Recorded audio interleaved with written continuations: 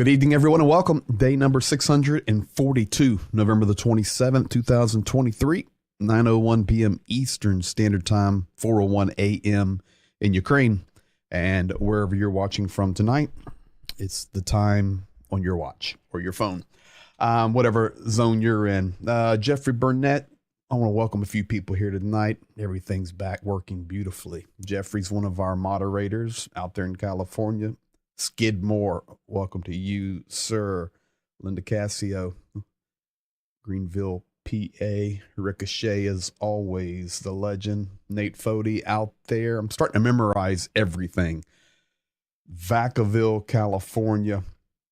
Angie Kuhn, welcome to you there. Greensburg, Pennsylvania. Ronnie Vranken, welcome to you, sir. Belgium, I think. Belgium. Double S-A. Welcome to you. I like that's funny. You suck. JDO, another one of our moderators. You guys do a great job. Thank you, as always. Andrea Shove, welcome to you. Rick Berry, Slava Ukraina. Chuck Pinkham, San Jose, California. Skeg out there in Australia. Menninger, welcome to you. Tim Ryder, my friend from Mississippi. Niels, welcome to you. I think it's Norway. Niels, I think you're Norway.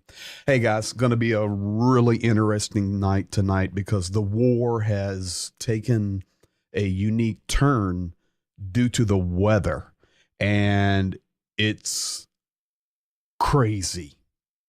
And it's not over. It is affecting Ukraine in a massive way. Zelensky's update tonight, that's actually what he was talking about, was the weather. And I'm going to give you the update on that. Additionally, we've got video footage of the weather, not only from Kyiv, but also from Zhenya in Zaporizhia, making his way back.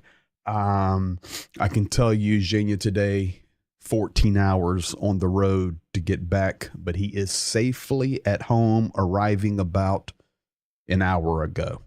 So he is cooked because he had to stay in Zaporizhia an extra day because the Nissan had a problem with all those roads. Our mechanic there got it fixed, and going to give you the update. So it's affecting Ukraine. It's also affecting the occupied territory, which is Ukraine. I see you there, your message there with Crimea.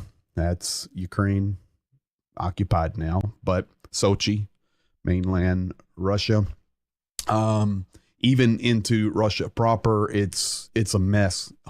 They're calling it the 100-year storm, as it's typically what it's called. Really bad. But here's what I want to remind you guys of. It's November the 27th. Remember, I told you, for some reason over there, it goes from summer to winter in one day.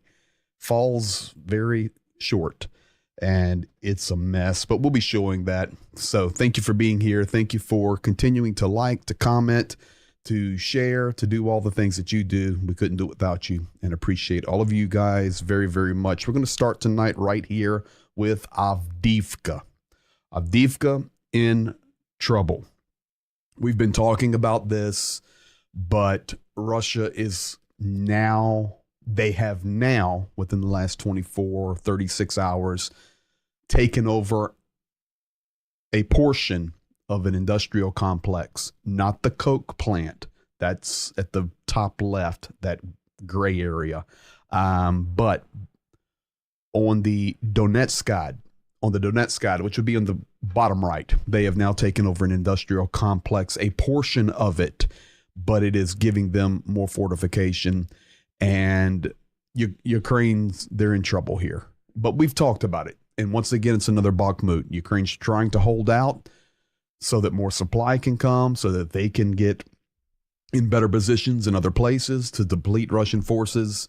But once again, remember, it's the Russian meat grinder, and they do not care about that. Bob Piccarilli, welcome to you, my friend. JDO, winter came early in the Midwest as well. You're out there in Illinois. CZ photo footage coming out of Odessa looks like a blizzard. It's unbelievable, to be quite honest. And you're going to see it here firsthand in just a couple of moments. So that's Avdiivka. Now, I want to jump now to Kherson, because Kherson over the last couple of hours has been under a massive assault. Now, with the weather the way it is, and we'll get to this in a slide in a few moments, but yes, Russia can put planes in the air, and they did earlier tonight, but they cannot put drones in the air. Neither can Ukraine. The Shaheeds, it's so bad, it's just not possible. So of course, jets can get in the air. And additionally, Russia did deploy one of their ballistic missile carrying warships out into this mess just to keep the pressure on. Now, with that said, I meant to show you guys this. We'll compare it to the end so you can see Kherson. I'm telling you right now, Kherson is being ripped tonight, but not with drones, not with airplanes, not with guided bombs, with artillery. It is nonstop raining on Kherson and Vinnytsia. It's not drone, but it was in Mykolaiv, and now it's in Vinnytsia. So I don't know why, but it is under air alarm in Vinnytsia. But Kherson, we do know why. And I'm actually going to play you a video out of Kherson that is going to be black, but you're going to hear it. So I'll give you a minute while I explain one more thing about Kherson. Make sure your volume's up. This is within the hour in Kherson. But additionally, in Kherson, Russia in the last 24 hours struck a very important, large thermal plant. This is what they're going to continue to do. And because winter came early, they're getting the big jump on it. I mean, November 27th, and now the terrain in Ukraine, even when this is over, these terrible storms, which, by the way, more are scheduled to come in Tuesday, tomorrow, and Wednesday.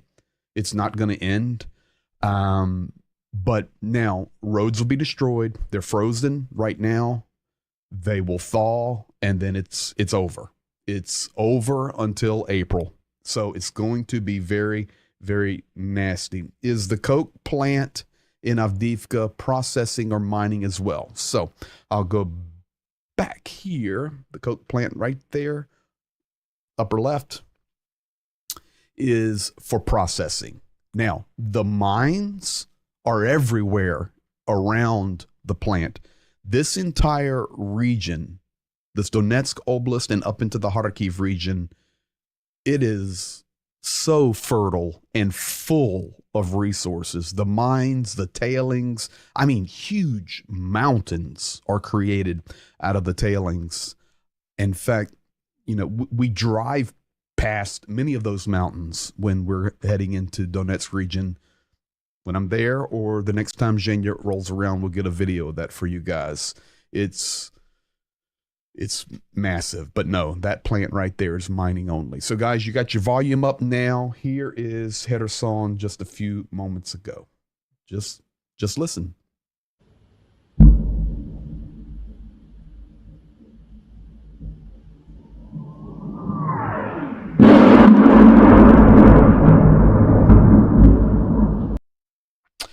Now, for those of you that do not know, that's incoming. And when that incoming, and you heard it strike, you heard it hit, when that incoming is coming, I'm sure the military guys in here have a description of it, but for me, it's just like a razor blade coming through the air, just cutting the air and creating sound. It's that whistle sound. It's incoming. We've heard it plenty, but that's Kherson right now. It's really getting ripped right now.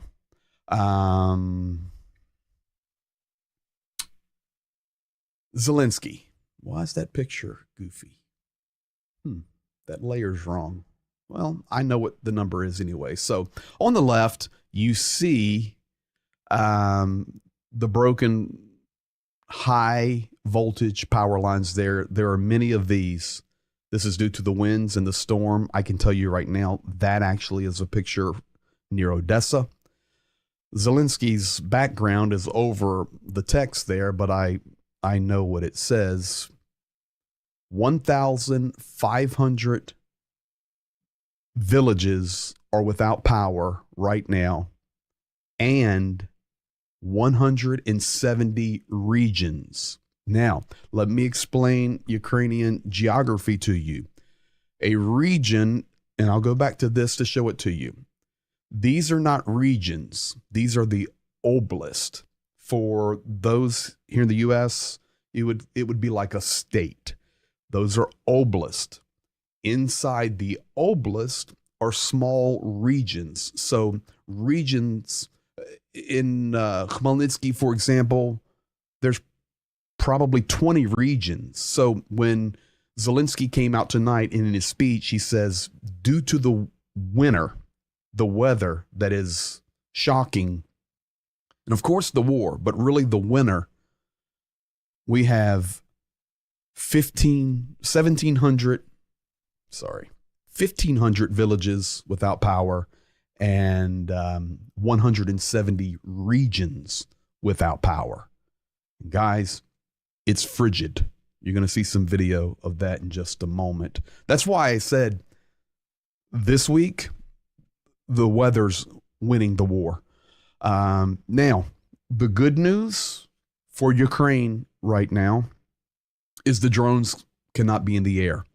And yes, Ukraine did strike Moscow. We'll talk about that in a moment. I'll show you some video before the horrible weather came in. And it was like right after they struck Moscow, then the weather changed terribly or went downhill. But good for Ukraine right now is it's going to be a quiet night on the drone front. So that is very, very good news. Now, I've translated this for you guys. This is the Moscow mayor. His name is Sergei Sobyanin. He says, this is this morning, or yesterday morning, this morning, there was an attempted mass drone attack tonight.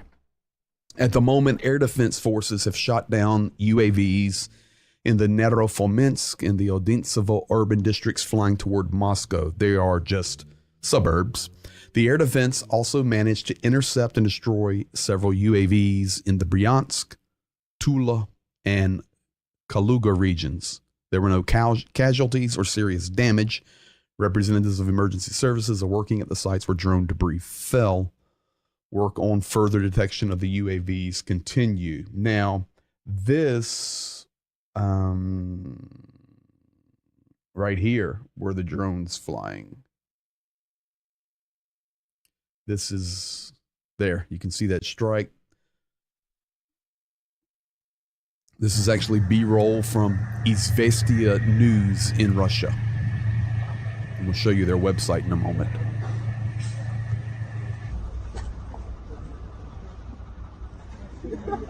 Damage to that apartment building.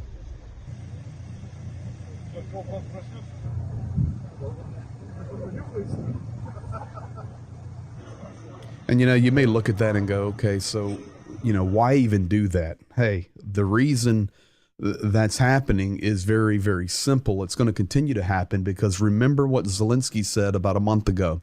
He says, this winter will be different. Every time you strike us, we will strike you. It will be eye to eye, eye for eye.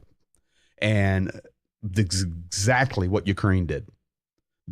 Russia struck Kyiv with that massive assault. Ukraine returned the favor and struck Moscow. Now, on both things, welcome to you there, Peter. On both things, honestly, I do know what they say, okay? And I believe what they say. I've watched the drones fly over my head myself. But I just don't know how drones can get to Moscow. And I understand how drones can get to Kyiv. They do have limited defense supply and air defense, but you're talking a long ride to get to Moscow. To Kyiv, it's not a long ride. They can bring them from the south. That's a long ride. But if they bring them from the north, it's not that far, guys. But for drones to leave Ukrainian airspace, assuming they're leaving Ukrainian airspace, could be leaving somewhere in Russia. I don't know. To get all the way to Moscow, I don't understand that at all. You know, the second army in the world.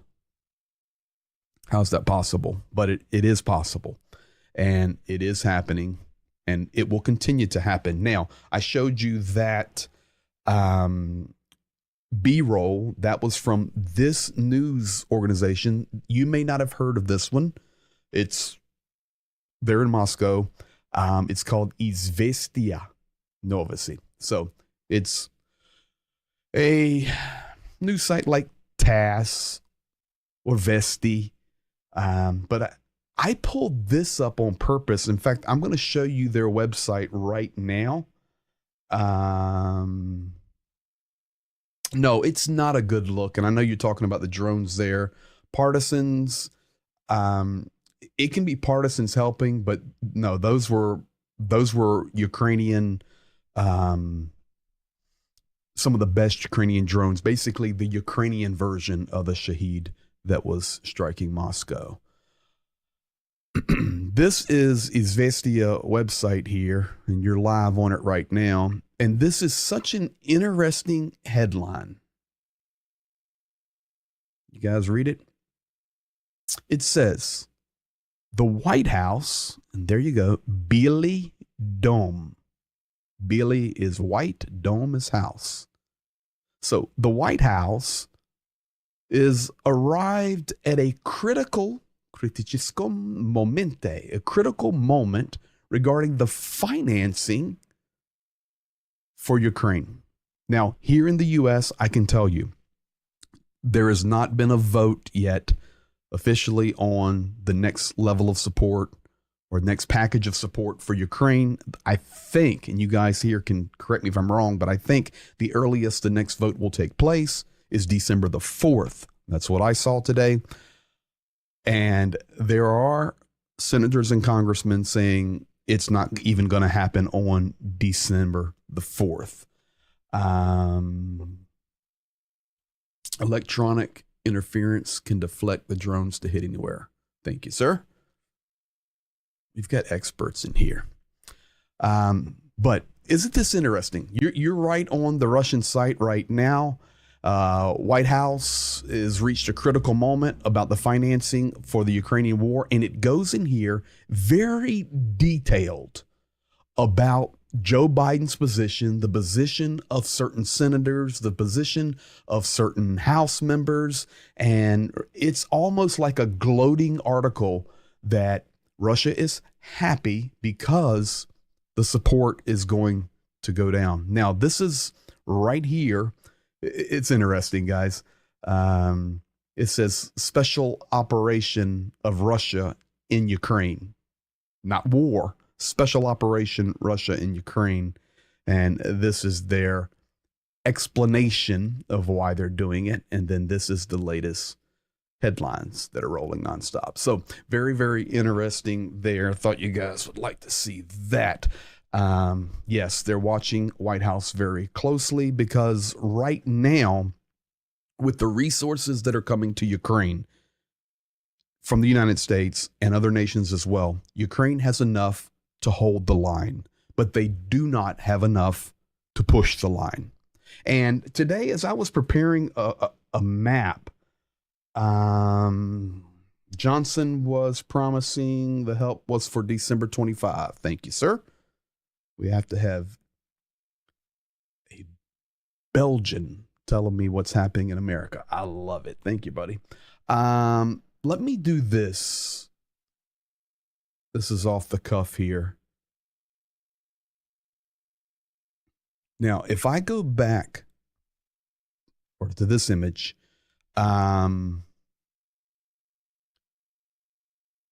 This was information out of Ukraine that they're thankful. And you have to be careful when you share this because people misunderstand. They're very thankful. But the resources they are receiving right now is enough just to hold the line. So I was doing some study on that, and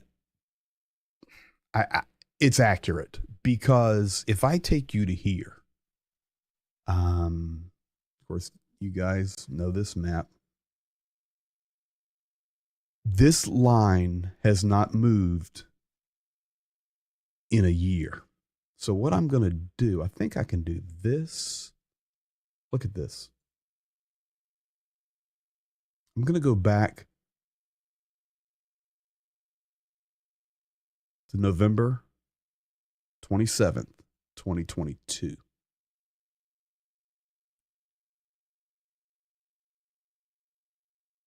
Did you stay there?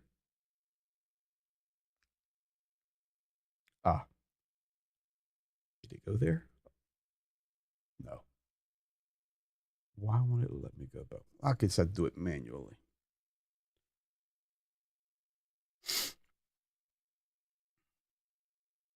Should have let me go back. All right, I'm back into October. Well, I can sit here and do it, but you know as well as I know, you hear every update with me. The line's not moved in a year. I mean, I'm back in October now. Yeah, little movements. But ever since Kherson was liberated, when Russia left it, and this green zone, Kupiansk, Izum, was liberated when Russia left it, this line has not moved at all. I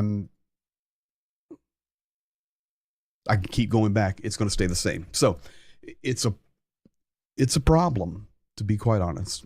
And November 27th, and nobody can even move now due to the winter. Oasis Farms. Hello from Peter and Lilia. Добро пожаловать, наши друзья. That's an American and a Ukrainian. Yak's probably better, maybe, for you. Now, I want to introduce you guys tonight to Vitali. This is the guy on the left there. This guy is very important to us. He is in the city of Zaporizhia. He owns a very high-end auto repair shop. And when the war began, he stopped servicing civilians' cars. He only services military cars, vehicles, or volunteers for the military. That's it. And he works 24/7, basically. But this guy's name is Vitali. His shop has been shelled in the past, damaged. It's very secure with the location.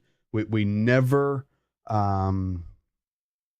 give the location because he's been hit. They know what he does there. You will see Zhenya in just a moment.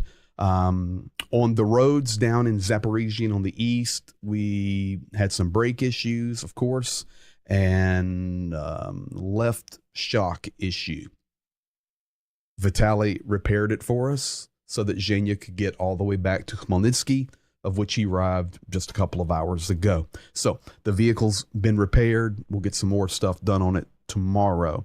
But this is Vitali. And I want to show you Vitali here. Here you go. Hello, still in Zaporizhia. Something wrong with our car. We cannot drive yet. Needs to check. Otherwise, it can be dangerous. So, Greg probably remembers this place. There is that. Here's your diagnosis. Okay, we found one of the problems. There is different. We have some problems with the brakes, but not a big one.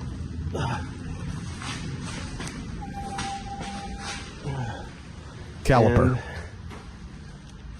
And we have a problem here.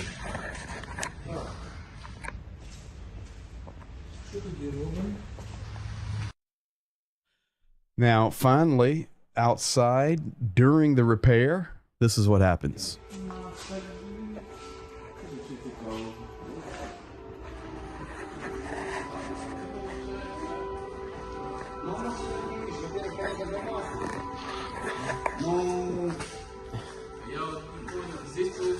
Nonstop.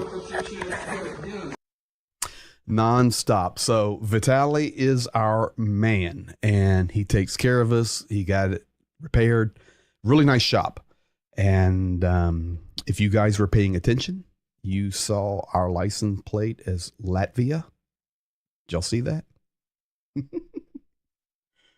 We do that on purpose. Let's see. I think it was right here. Right there, Latvia. That's done on purpose. It allows us to move freely. Unique system there. Now, what destroyed or caused us to have problems on the front, and you're seeing Zhenya having to get our vehicle repaired? It's this. Here's the weather in Ukraine, and this is why the title of the program tonight is "The Weather's Going to Win This Week Anything." This is Kyiv.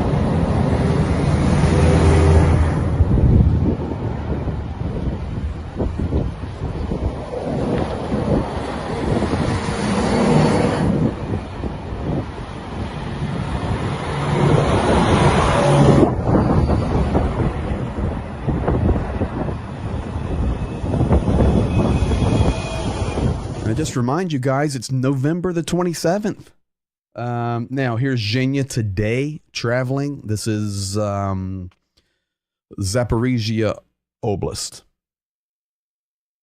Right here.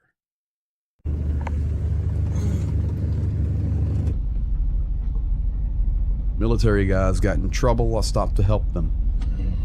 Now, I'm going to pause that video for 1 second. Okay. In fact, I'm going to pause it right here. Okay, so you see the soldiers down there, and Zhenya put on the video, military guys got in trouble. I did stop to help. If you look to the right, you see a little car. And maybe you're sitting there going, why are the military guys driving that little blue car in a war zone in the middle of a storm?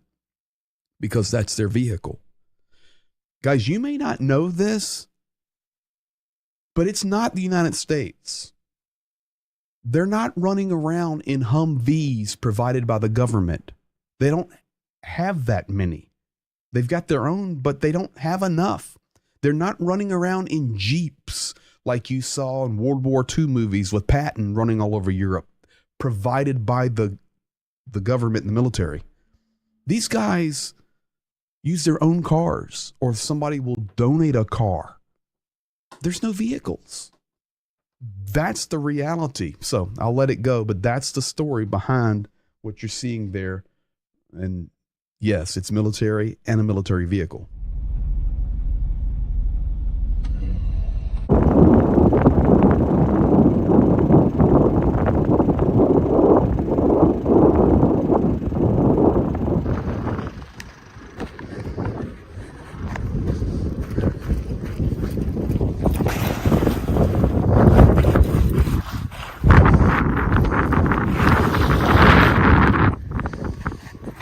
Jay is showing you the roads.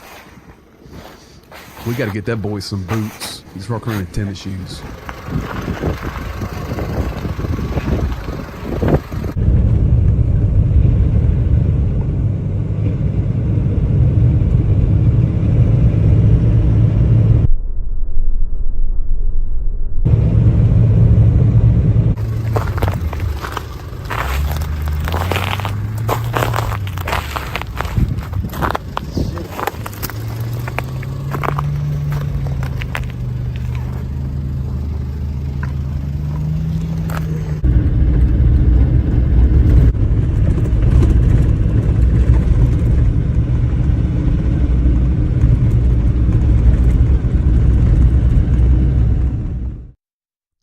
So that's Zhenya. Yes, it is a sobering video. It's reality. Do you have chains over there for the tires? Yes, we do.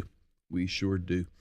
Brand new tires, chains, and 4-wheel drive. We're good to go this year. Now, this is why the weather's winning this year, or this week. This is the front, the very front.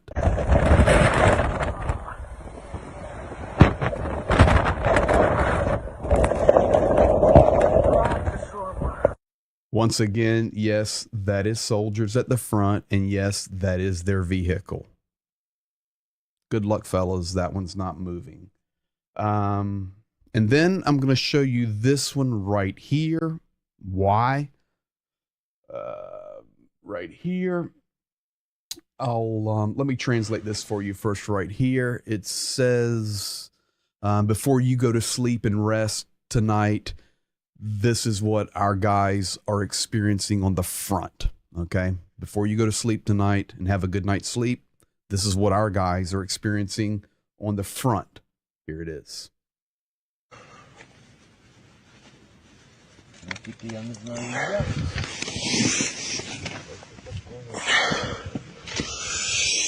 О, холодно, ебать. Look at this terrain here. Курдюмуга. Самый ноль. Just destroyed, guys. That's a forest. It was a forest. It's leveled from artillery. So that is why the thumbnail tonight is the winner is in charge this week. So that's Vitali. When I get over to Zaporizhia here, we'll get him on video with us too. The border in Poland is, as of right now, 100% blocked. And I mean up to the minute, 100% blocked as of November the 27th, today. A new group of truckers came in and blocked it, period. Latvia has offered to negotiate between Poland and Ukraine to come up with a solution because this is hurting Ukraine severely with the incoming goods. Now, so the border's blocked as of today completely. Then Latvia comes out and says, okay, we will get involved and help negotiate. Then, this is all last 24 hours, right here. The Ministry of Poland, this is off their Polish website, says, we're going to reach out to Ukraine ourselves and see if we can negotiate a solution for this. And that's it.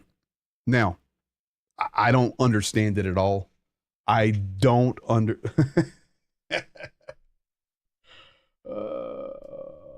a couple of comments. As I stand in my kitchen weighing out chicken, I'm struck with an overwhelming sense of empathy for those soldiers. Thank you for the truth, BG. You're welcome, buddy.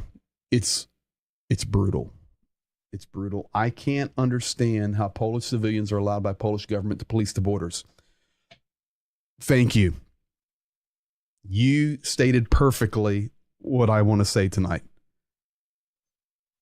There's one thing about shipping goods and competition and rates, but when you're blocking a war effort, because it is being blocked now, and fuel and humanitarian aid, military supplies like drone parts that are at the border. Why is Duda not on the border with some border guard saying, get out of the way? If we have a problem, we'll fix it, but it's not going to be fixed like this. I do not get it. It's ridiculous. And remember what we've said. We'll leave the comment right there because there's no way to know the real answer until we discover it. Nobody can tell you the real answer right now, probably other than those two guys. That's the truth. Not a commerce secretary, but there's something goofy here, and it doesn't take. All right, Stephen, you got it. So, information did come out 2 or 3 days ago that says 100% Russia's interfering at the border with these blockages. I believe that. I don't have proof for it yet, but that's in there. Secondly, Polish government sponsoring the blockage, very highly likely. Highly likely. There's something goofy here, and we'll all see, because we're staying on this every day. I give you guys an update on the border, but I can tell you tonight, 100% blocked as of November the 27th. 100%. 0 trucks allowed through now. 0. And the guys blocking it said, we're not going to change our mind or review it until January the 3rd. Crippling. Not going to happen. We'll see. Additionally, major propaganda war happening right now inside Ukraine, trying to separate the military from Zelensky's office. There has been a massive attack against Zaluzhny from inside Kyiv, from inside the Ukrainian military. Traitors that are now being called up on charges, and Ukraine actually coming out today and saying, we know that Russia is operating in Kyiv to disrupt our unity and to destroy our war effort. We know it. I completely believe that 1,000,000%, because I remind you guys, and you can go back and watch the video if you're here and you say, I don't know what you're talking about now. 2 months ago, I'm in Washington, D.C., meetings with the ambassador, military guys, deputy members from Ukraine, United States senators, United States House of Representatives. And remember, the House rep spoke. I played the video for you, and she said point blank, I have no doubt that Russian propaganda writes laws, writes bills that are on the floor for us to be voted on. No doubt in my mind. If they're doing that in Washington, D.C., they're absolutely doing it in Kyiv. There's not even a language barrier. Culture can be similar. They're trying to destroy Ukraine from within by separating Zelensky and Zaluzhny. We'll keep our eye on it, but it's very, very ugly inside Kyiv right now. We'll see. Do you remember, what's today, Monday? Saturday night in our special broadcast, I played you a video of Zelensky, and he was at a podium with 3 other leaders. This guy here, the president of Switzerland, and it was Belgium and one other nation. But remember the air alarm went off, and then they had to go, and they went into their bunker? Okay. Interesting, today, Switzerland now comes out, because, listen, it's not that Switzerland is anti-Ukraine, but they're neutral. So they don't do anything to help militarily. They even block, with with tank transfers to Germany, but those Leopards can't go to Ukraine, all that mess. Okay. But today we've got a little cracking of the ice, because Switzerland is now giving 100 million euros to Ukraine for demining the fronts. Hey, we'll take it.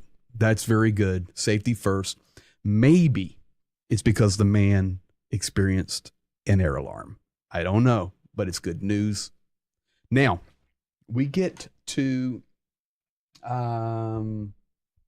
let's do this before I show you that. Let's do this. I've got another video here tonight from Zhenya. Let me make sure I've got them all covered here. Kherson, snowplow, road, soldiers, guys, Zestia. Yeah. All right. Here is the last 24 hours. Additionally, with one MP in particular running her mouth off about him. That's correct, Tim, but she is actually in major trouble. Like traitor trouble. So it's really ugly. Now, here's reality. Zhenya said, play this one tonight. Ага. Запоріжжя.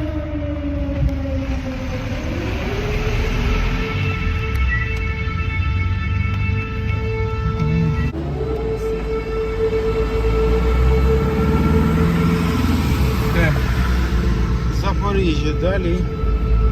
Оце наш готель.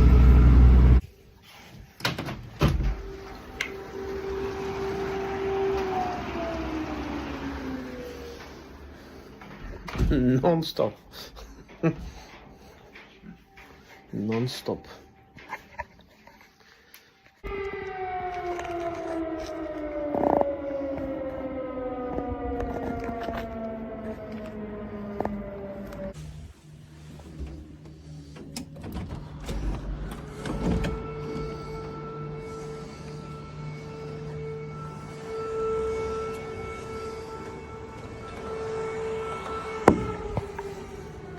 Okay, it's again Nonstop.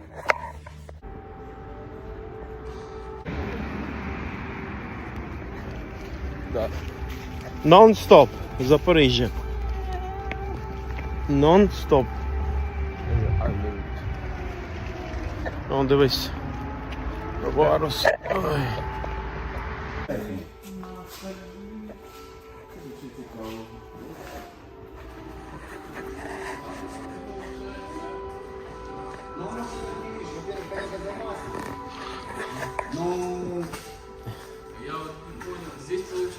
Nonstop.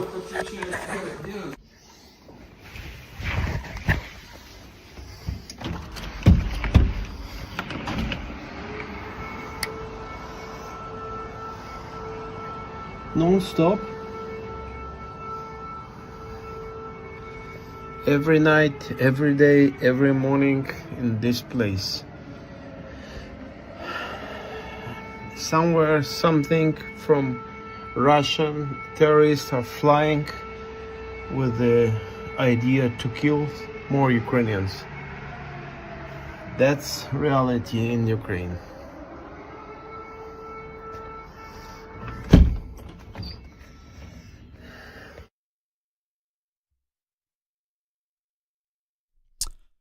Nonstop. I'm going to put that into a short and put that up on YouTube separately. And we're going to hashtag that nonstop. Those were not one video he doctored. That's nonstop. Nonstop. I can't explain to you guys how loud it is. You are hearing through your TV, your tablet, computer, whatever you're watching on. And it's coming through Zhenya's phone that he's recording that on or whatever. But guys, when you're there, if you think you can sleep during that, forget it. It rattles your bones because they want people awake, save their lives. So remember what I told you. Every 24 hours of air alarm is $250 million to the Ukrainian economy. Gone. So very, very bad. Now, for those of here that we will Twitter that nonstop 100%. Now, for our Brits in here, I'm going to show you this as we're closing out tonight. I'm assuming that some of you guys know who General Sir Richard Behrens is. Richard Behrens has been in Lucerne, Switzerland for the last well, today and tomorrow, meeting with EU economic leaders in Switzerland from all over the EU. And this man is brilliant. He is a general from the British military. He also was the supreme commander, like for 4 years. He gave a 30-minute speech today about what war is and why the EU must stand up. I've cut out for you tonight about 3 minutes of it. This right here is going to rank as one of the best explanations of why Ukraine must be supported and we must win the war. So here it is. This is the bargain of the century. The war in Ukraine is a symptom of the strategic confrontation that now exists between us in the West and Russia. We didn't choose it, but we got it. And winning is as vital for everybody in this room as it is for the young man or woman who froze last night in a hole 3 meters under the ground in Ukraine. And why might that be? Well, that is because Russia decided to invade a democratic country on the fringes of the European Union against its wishes, to extinguish it as a state, to make it part of a return to a greater Russian imperial empire, and to do so knowing that we wouldn't be thrilled. It also is the same country that thinks it's fine to run some of the strongest organized crime gangs in the world at your businesses and your lives, including astonishing cyber capability, and to interfere in our elections. Now, if you're okay with that, I'm in the wrong room, but if you're okay with that, then the war in Ukraine is just about Ukraine. If you're not okay with that, then this war and its outcome matters to you. So let's circle back round. So the war in Ukraine is about your interests and your security. And let's come down to the issue of the day here, where you get to make a choice. And that is, right now, there are Ukrainian soldiers sitting in trenches, and they'll be there all winter, with not enough ammunition or equipment or training. There's nothing on their shelf. There's nothing left on our shelves. We've given all the stuff that we kept in store. The only way Ukraine wins is if we now mobilize our industry and our will behind that.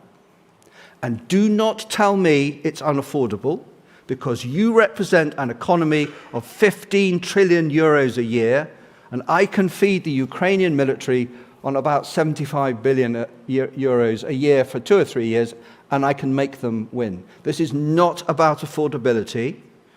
This is about choice and competence.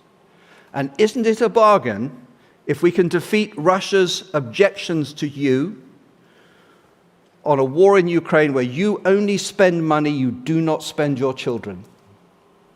Bargain of the century.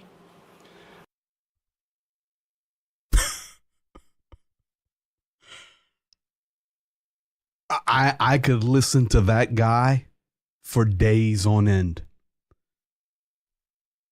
Russia is involved in election fraud. Russia is involved in cyber. Russia is in propaganda. Russia is at war against us. And we better help Ukraine. Unbelievable. Everything we've been saying for 2 years, almost. So, Слава Україні!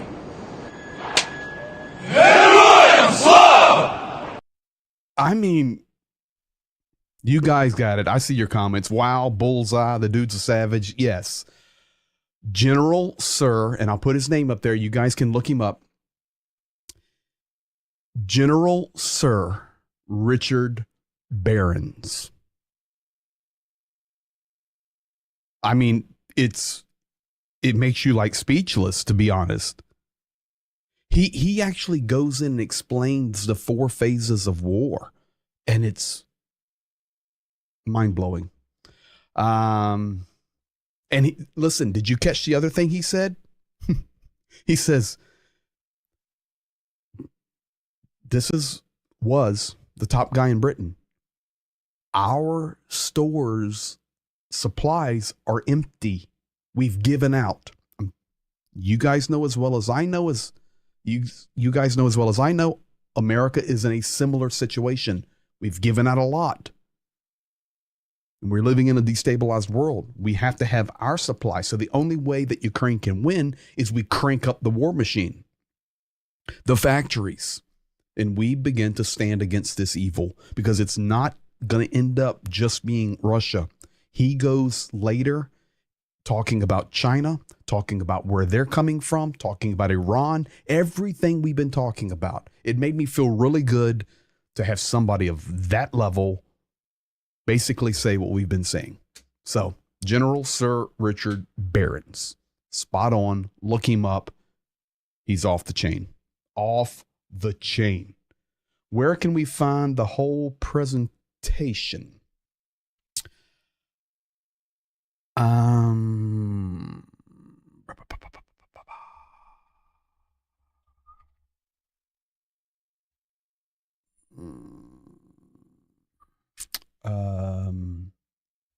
I'm getting it for you guys. I know that one hit a nail. Hang on.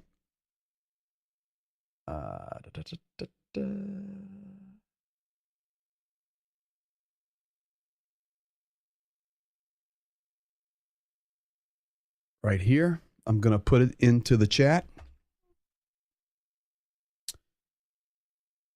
And there you go.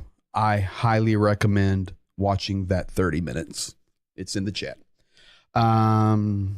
Warrior Jack Lee. Thank you, my friend. There you go, guys. I will, if somebody can put just anything in the chat so it moves above the heart. Thank you, Nightbot.